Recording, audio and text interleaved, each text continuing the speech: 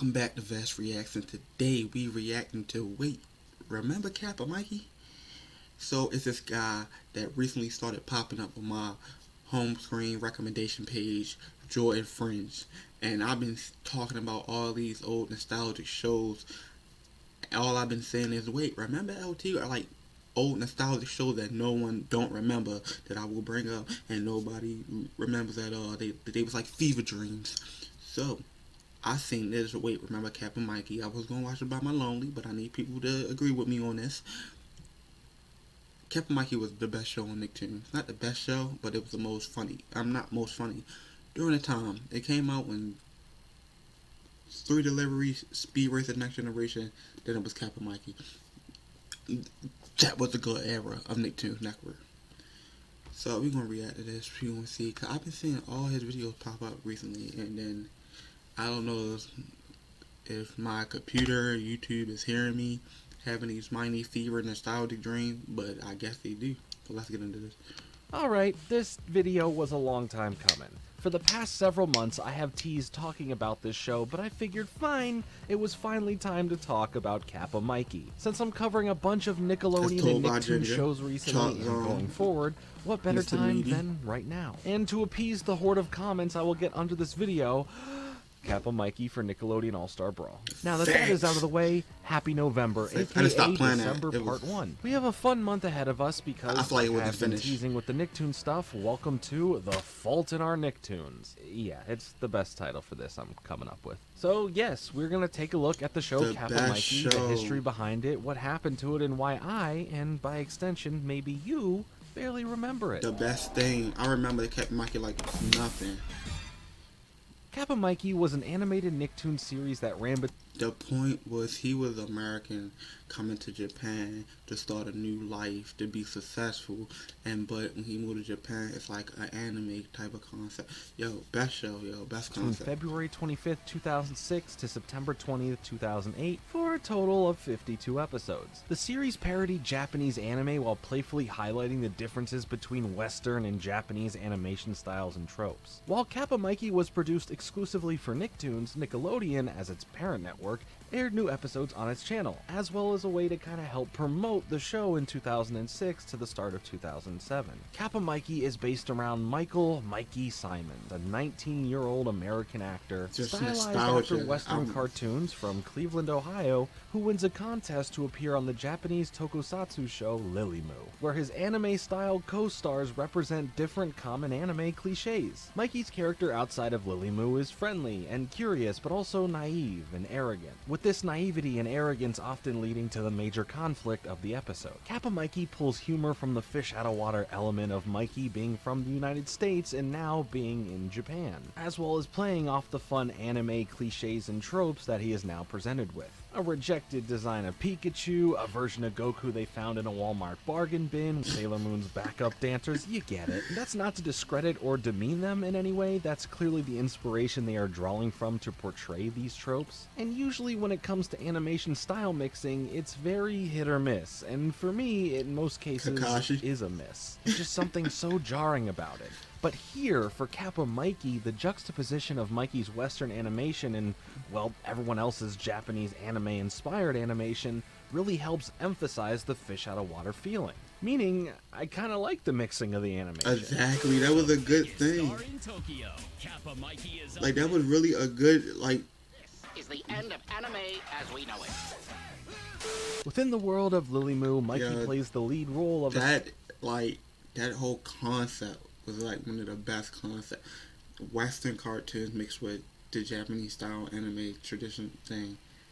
It was a great superhero concept. Also named Kappa Mikey, thus the name of the series. Mikey's anime-inspired Lily Moo co-stars include Gonard, a large blue-haired man who plays Lily Moo's antagonist and who is the one to help Mikey finally settle in Japan.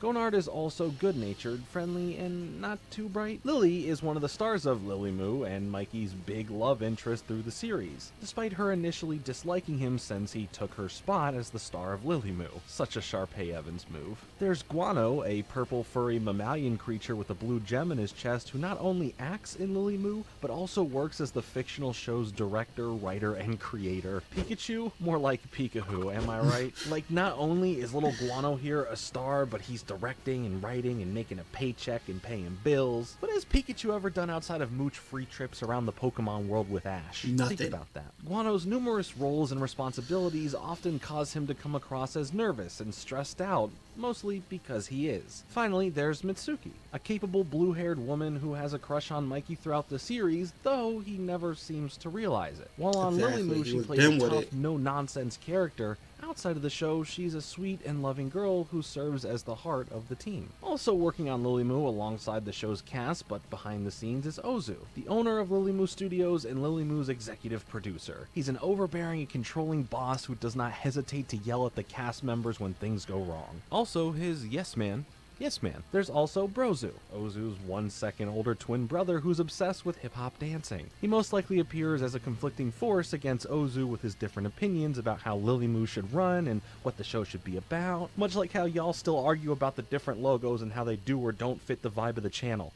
Carry on, I guess. I can't stop y'all at this point. Something that I do find interesting is how the show was toted around here in the States. In press releases at the time from the network, Kappa Mikey was labeled as the first anime produced entirely in the United States, which would also spark up a debate about the term anime, as it traditionally means animation originally produced for the Japanese market, which is where Kappa Mikey would directly draw its inspiration from. But here you go, America. Here's your first United States anime. More times than not, whether it be plot-based or due to the animation in general, feels not like an anime that was created in the States, but rather what the States think or thought anime is, right, or what it should be, which translates into something that feels a bit tone-deaf sometimes and just trying to cash in within the medium if they can. Episodes by and large fall into a standard formula, beginning with the cast of Lily Moo filming a scene for their superhero TV show before the take is ruined by some trouble or conflict the characters will have to deal with throughout the rest of the episode. The Kappa Mikey episode, not the Lily Moo episode. The episodes mainly end with the cast of Lily Moo completing whatever filming they were working on before the trouble arose, normally with whatever lesson they had learned throughout the day, working it into their new script. This episode structure held particularly true in the first season, but shifted slightly in the second, by foregoing part of the episode with some of the Lily Moo scenes to give more time for the episode's overarching main plot. An episode that nicely showcases this early format is Camp. The episode begins with the cast of Lily Moo trying to film a scene with mixed success to the executive producer Ozo's annoyance. When the cast claims their poor acting is due to the overwork from Ozu, he lets them all go on vacation, which, hold up, is it really that easy to get a vacation from your boss like that? I wish. Hello, this is Susan. Hi, I know we're in the holiday season, but can I take a... No. But I didn't even say what I wanted. Hello? Susan? Hello? Here's what you know about Mikey Simon. He's an American actor starring in a Japanese TV show. Nostalgia. Got the series premiere this Saturday at 8, only on Nick. That nostalgia, Once please. the cast of Lily Moo, excluding Gonard, The nostalgia, please stop. The nostalgia. Stop. The who got a nostalgia. ride from his mom instead of taking the bus with everyone else, gets to the resort they were supposed to be staying at as they realize it is in fact an acting summer camp for children. They are told to improve their acting skills or to not come back at all. Gonard's mom, instead of dropping him off at this summer camp, instead drops him off at a cheerleading summer camp where he spends his time trying to befriend the popular girls who keep running away from him terrified.